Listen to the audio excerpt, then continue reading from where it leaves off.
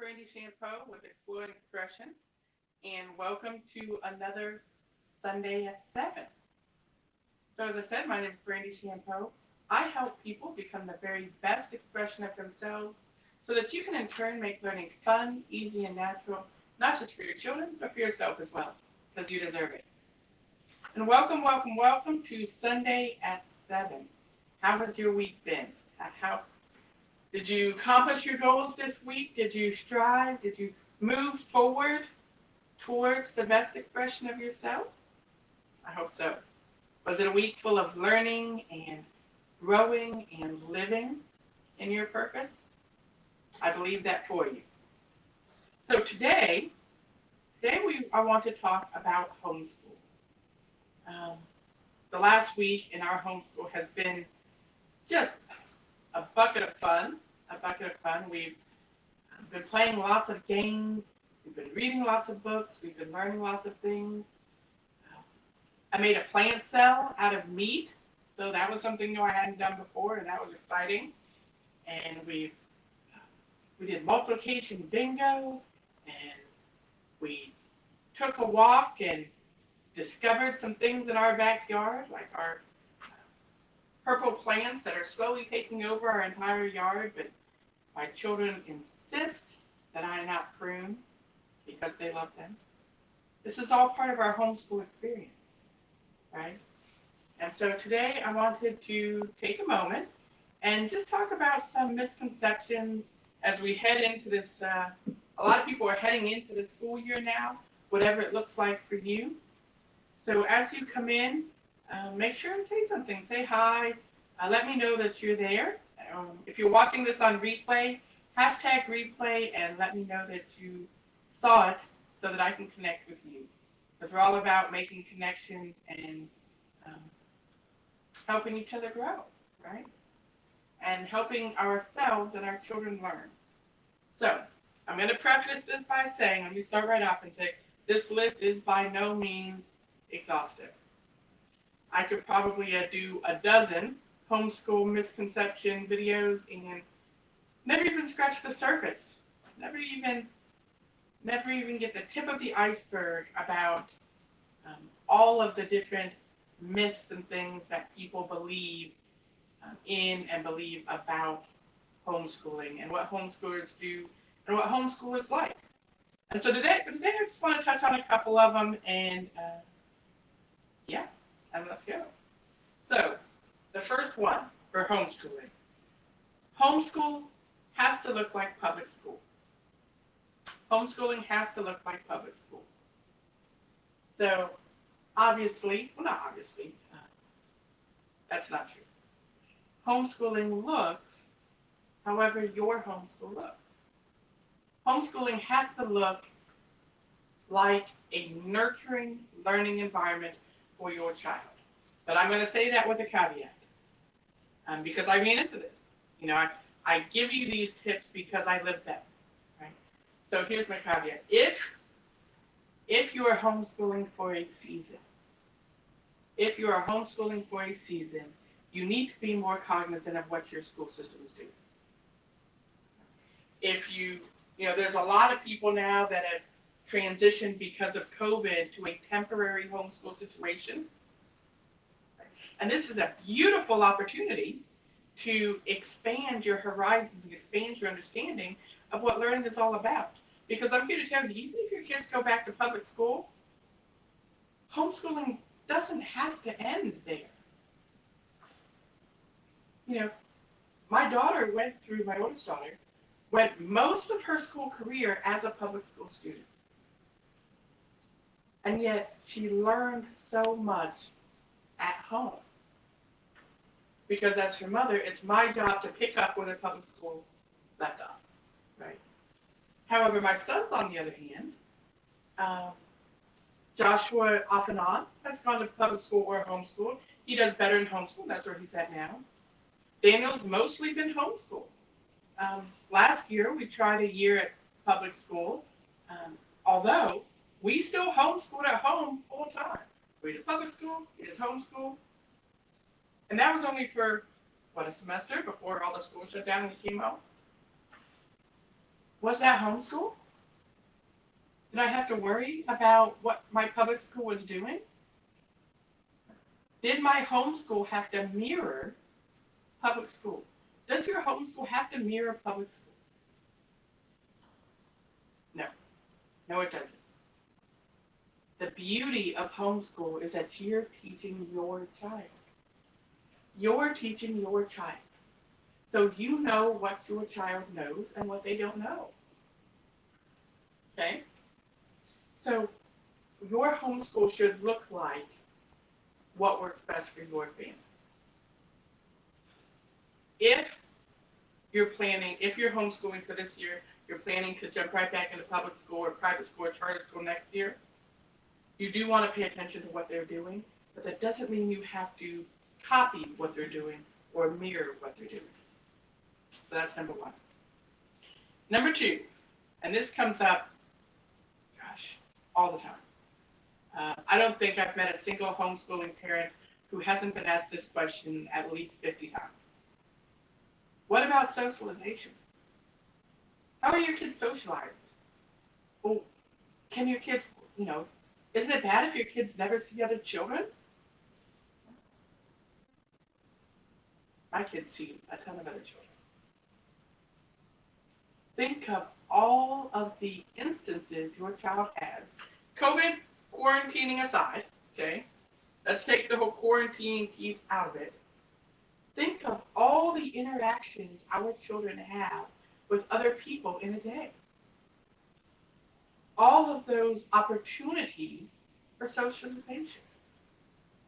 Okay? My children spend most of their week socializing between karate and dance, and we take an ASL class through Blue Star Virtual Learning, and my older son has a weekly get-together through Zoom with another student. That's all socialization. We go to grocery stores and then they interact with people. We go to the park and they play with people. From a safe distance, of course. All of that, everything is socialization. How does that compare to the socialization in school? Right? What is school for? Let me ask you this question. What is school for? Is it for socialization? Or is it for learning? We don't have to replace school. The socialization aspect goes right back to, does homeschool have to look like public school? No. Everything that your child can learn in public school, I guarantee you can teach them. You can teach them if you want it. You can teach them if you're willing to do to work for it. Okay? So, and that brings me to number 3. You have to be a teacher to teach. Now, you have to be a teacher to teach public school. In public school, you're teaching 30 kids at once. That's a whole different ballgame requiring a whole different skill set. Right? At home, I'm only teaching my children. And whether you have 1 or 6 children, you can hyper-focus on that child's need. And there are so many resources and so many opportunities and so many ways to get the information they need to learn. You don't have to know it all. You don't have to, before we started this plant cell study and spent an entire week looking at the composition of a plant cell and coloring it and drawing it and building it in Minecraft and building it out of meat and all of that, I couldn't tell you what the parts of a plant cell were, but I'm raising a learner, right? We at Exploring Expressions, we raise learners, not students. We raise learners, not students. And learners are explorers. They reach for knowledge. They reach for learning. My younger son is learning about atoms. And so this whole week, we have been listening to this silly video about atoms and singing the Addams Family song. And it's echoing through my brain, but I guarantee you, he knows what an atom is. You don't have to know the subject. You have to know your child. And you know your child. So we've done one, homeschooling has to look like public school. Two, homeschooling kids aren't socialized. Three, you have to be a teacher to teach your children. You know, you've been teaching your children all along. If your children can dress themselves, feed themselves, bathe themselves, toilet themselves, you know how to teach your child. Because somebody taught them to do that. Children aren't born, although sometimes we wish they were, they aren't born knowing how to use the bathroom and bathe themselves and dress themselves. Somebody had to teach them that, which means you already get it. You just have to make that next step. And that's where we help people. I mean, as a business, that's where Exploring Expression bridges that gap, is we help you think outside your own paradigms, outside the box, and come up with creative ways to help your child do what you already know how to teach them to do. All right, number 4. Ready for number 4? Homeschooling is a monstrous undertaking. Yeah, it is. If anyone told you that homeschooling would be simple, that homeschooling would require no effort, it's not true. But you put effort into things that are important. You know, even unschoolers, and types of homeschooling is an entirely different conversation, which we're not going to get into today. That's for a whole other Sunday at 7 episode. But even unschoolers, which is more child-directed and child-led, they think about learning. They think about how are these things educational, and that's a big undertaking. It's a paradigm shift. It's a shift within your mind to think about life from a place of learning, from a place of understanding, from a place of exploration, from a place of excitement. And that takes work. And beyond that, planning a curriculum, you know, that takes work. Even if you purchase a ready-made curriculum, which there are a ton of those out there, it takes work to find them. It takes work to carry them out.